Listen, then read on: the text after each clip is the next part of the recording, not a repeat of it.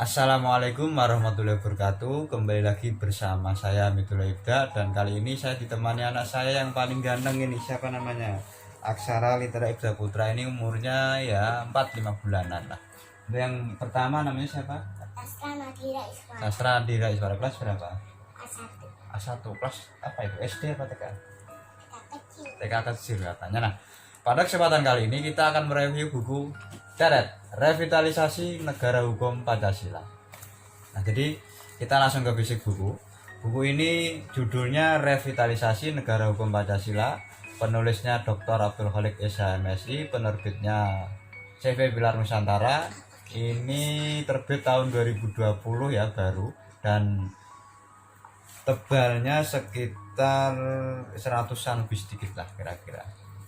Nah, buku ini sebenarnya merupakan salah satu hasil riset penulis ya. Beliau ini adalah anggota DPD RI, juga menjabat sebagai Wakil Ketua Komite 1 DPD RI dan Wakil Sekretaris Kelompok di DPD RI dan MPR RI, serta anggota Badan Pengkajian MPR RI.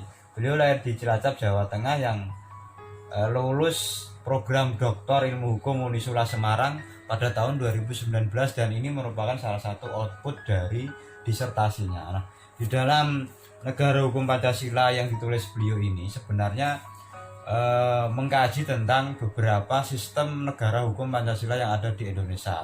Seperti kita tahu, belakangan memang banyak kelompok transnasional yang ingin mengubah sistem kenegaraan di Indonesia, khususnya Pancasila, serta mereka tidak mau mengakui atau tidak mau taat kepada dasar negara. Selain Pancasila ada Undang-Undang 1945, NKRI, dan Bhinneka Tunggal Ika. Nah, di dalam buku ini Pak Kholik yang merupakan salah satu anggota MUI juga ya, beliau mengkaji lebih dalam secara empirik maupun teoretis tentang apa sih yang perlu direvitalisasi dalam negara hukum Pancasila. Di dalam buku ini juga dijelaskan sejarahnya, beberapa macam-macamnya, serta beberapa kontekstualisasi negara hukum Pancasila di Indonesia maupun membandingkannya dengan sistem ketatanegaraan hukum atau ideologi di negara-negara lain seperti di beberapa negara maju khususnya. Nah,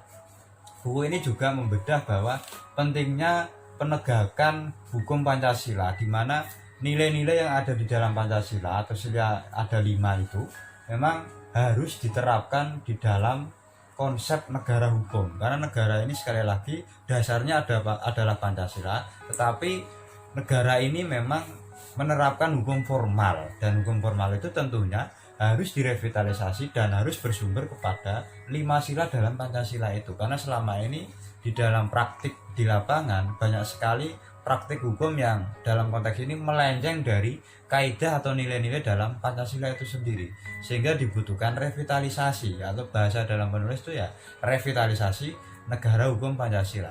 Tentu akan menarik ketika kita pernah membaca bukunya Prof. Sacipto Raharjo yang terkenal dengan konsep hukumnya ya, kemudian juga beberapa konsep tata negaraannya, misalnya Yusril ataupun Prof. Mahfud MD.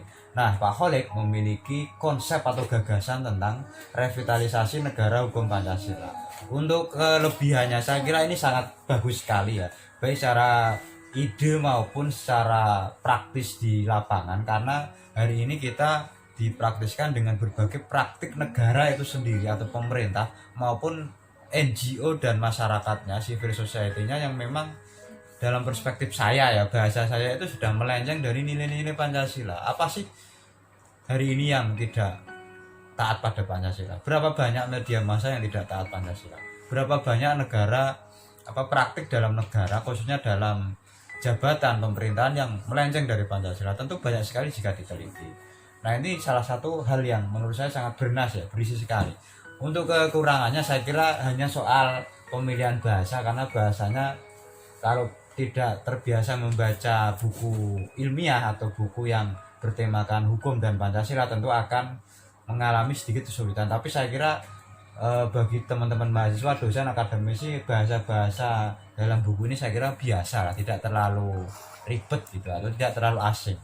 Itu kira-kira ulasan atau review buku revitalisasi negara hukum Pancasila. Dari saya cukup sekian. Jika ada tutur kata yang kurang berkenan dan salah, dimaafkan. Kami akhiri dan undur diri. Wawul mafiqil awam torik. Wassalamualaikum warahmatullahi wabarakatuh. Salam literasi. Dadah.